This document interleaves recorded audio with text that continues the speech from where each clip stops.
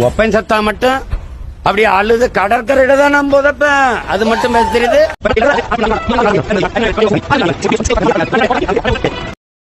Hello சீமான் அவர்களே, அண்ணாவும் கலைஞர் எதுக்கு ஜெயிலுக்கு போனோம்?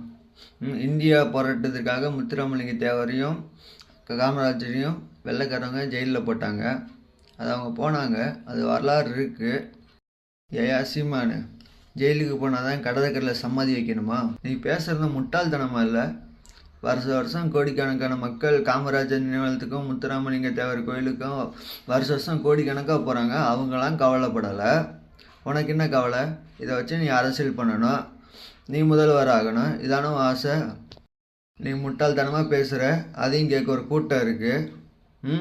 இவ்வளோ பேசுகிறல அன்னைங்கிறல பிரபாகரன் தலைவருக்கு நீ ஒரு நினைவாலயம் கட்டியிருக்கியா? சொல்லு. கோடி கணக்காக போட்டு கார் வாங்க தெரியும்.